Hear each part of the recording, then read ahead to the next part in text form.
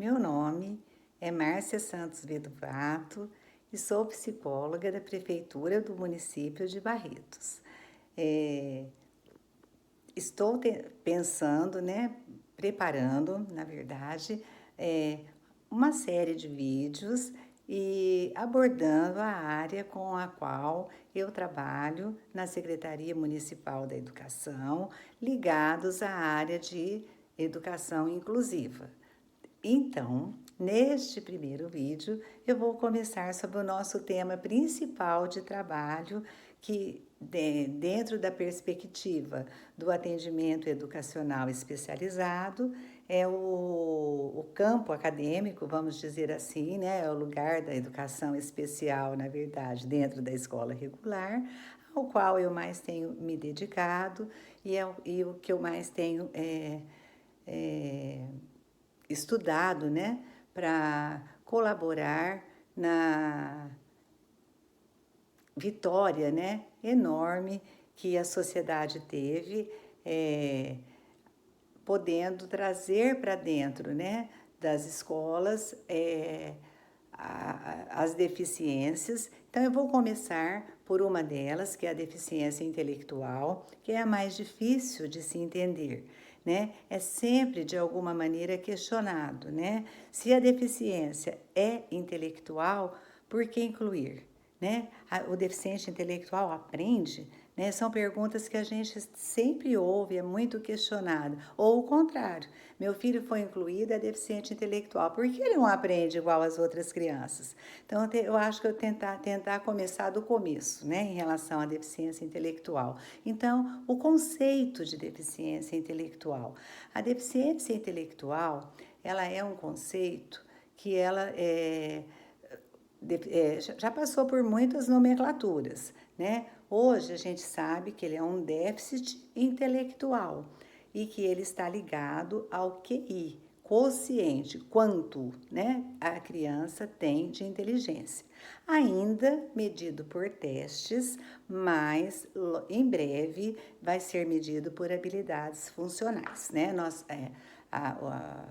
Existe um tempo para adequar a nova lei que vai fazer uma mudança muito importante. Mas hoje ainda é usado o DSM-5 e eu vou falar apenas hoje, não em causas, em sintomas, em sinais que podem, quanto mais cedo diagnosticado, mais cedo podemos estimular sobre da deficiência intelectual.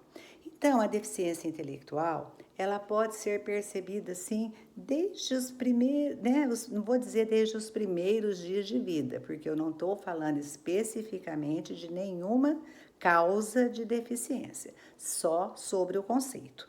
Quando a gente falar em causa, algumas vão poder ser percebidas logo no hospital, porque são síndromes, mas isso é um tema para um outro vídeo, né? Então, a deficiência intelectual pode ser percebida, por exemplo, pelo tônus muscular, se a criança é mais molinha, sabe aquela anamnese, né? Que a gente faz, a gente aprende, né? Todo pedagogo aprende, desculpa, todo pedagogo ou toda mãe, né? O médico pergunta com quanto tempo ele sentou, com quanto tempo ele andou, ele segurava a cabecinha.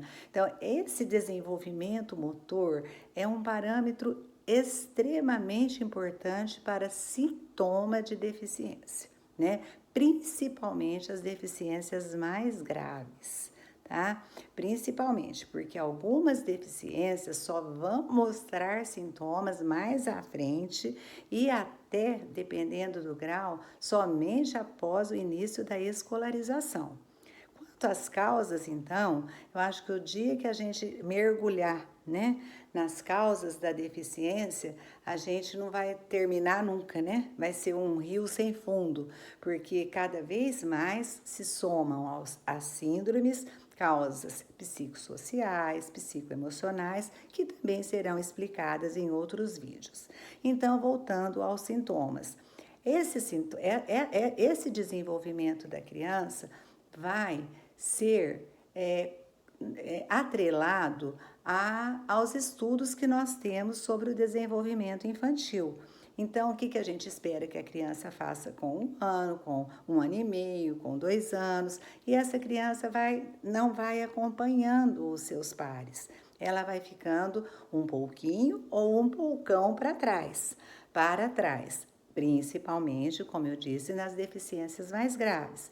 Ela pode ficar um pouquinho para trás na linguagem, ela pode ficar um pouquinho para trás no sentido de controlar os esfíncteres, que é o xixi e o cocô, de segurar a cabecinha, como eu já disse, da marcha, que é andar, né? Então, a gente está falando dessas coisas bem básicas, né? Que por onde começou mesmo todos os estudos sobre deficiência intelectual, mas se falavam retardamento, se falava deficiência, hoje a gente está, se falava até a palavra idiota já foi usada, né? E hoje a gente sabe que a cognição existe, que o potencial existe, mas em graus, né? Em funcionalidades. Bom, então voltando aos sintomas, né? Então essa criança em relação aos irmãos, aos pares, que são os colegas da sala, porque a ideia, né, é que todas as nossas crianças hoje estejam matriculadas no ensino regular. Vai ficando, você vai notando principalmente uma dependência. Essa criança, ela não tem independência para resolver os problemas que são colocados, ela não tem a percepção que os outros coleguinhas têm sobre perigos, sobre organizar os próprios objetos, ela pode não ter a autonomia que os outros têm para ir ao banheiro, são alguns sintomas, né? Principalmente para CMEIs, eu acho que essas questões são muito importantes, né? E aí ela vai ser, vamos dizer assim, né? Encaminhada, avaliada, e porque, por exemplo, uma criança da tríade autista, ela vai ter comprometimento em 3 funções: linguagem, comportamento, né? É, linguagem, comportamento e nas estereotipias, né? Então, veja bem, no primeiro, segundo ano de vida, isso é muito parecido, né? Você às vezes não consegue saber se uma criança tem uma coisa, se uma criança tem outra coisa, né? E você vai pontuando pelo DSM, pelo CID, por enquanto, né? Para fazer esse diagnóstico diferencial.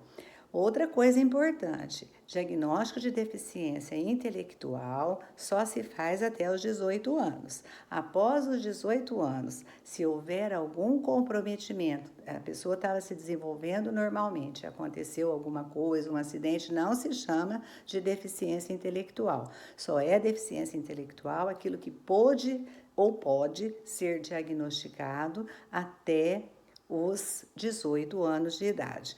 O autismo, ao contrário, pode ser diagnosticado a partir dos 3 anos de idade, mesmo que tenha suspeitas, né? Mas o que vai diferenciar? A criança autista pode ter comprometimento intelectual. De 54% a 70% das nossas crianças autistas têm comprometimento intelectual.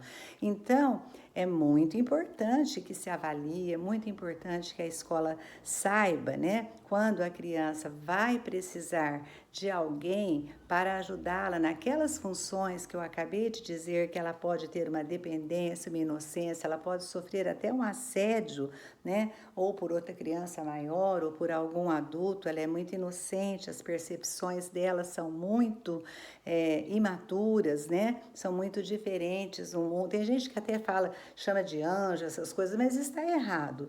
Elas têm muita capacidade, mas é preciso ensiná-la. Então, é aqui que eu quero chamar a atenção de vocês e trocar esse nome. A importância de aceitá-las e estimulá-las, a importância do serviço do atendimento educacional especializado, a importância da detecção da necessidade ou não de um cuidador para que ela possa permanecer no ensino regular e assim ter todo o seu potencial trabalhado. Até onde ela vai? A gente não sabe, né? Mas a gente sabe que ela não vai a lugar nenhum se não for ajudada, se não for estimulada, se não for aceita, se não for amada e principalmente se não acreditarmos nas possibilidades imensas que uma criança com deficiência intelectual tem.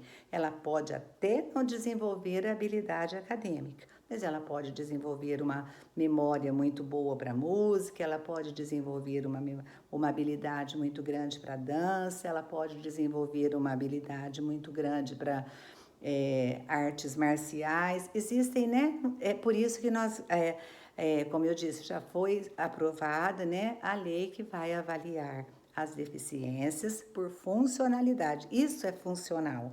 Ela funciona e funciona intelectualmente em habilidades que às vezes quem tem um QI acadêmico alto pode inclusive não ter a mesma habilidade, né? Mas mesmo assim existe o fato de ser extremamente importante a inclusão, o atendimento educacional especializado, a atenção aos sintomas, né? O quanto mais cedo, melhor, principalmente aqui as professoras, né, do maternal, alguma mãe, se esse vídeo for destinado a isso, para que a gente possa, né, ter sempre um mundo, né, melhor, mais unido, mais juntos, porque sempre que a gente trabalha com essas crianças, a gente não apenas ensina, a gente aprende muito mais que ensina. E podem ter certeza que o mesmo acontece com os seus pares. Muito obrigada. No nosso próximo vídeo, começarei a falar sobre as causas da deficiência, que começa, né, desde muitas causas podem ser na gravidez, outras podem ser durante o parto e outras podem ser após o parto. Então, provavelmente em 3 vídeos separados. Muito obrigada, até o nosso próximo vídeo.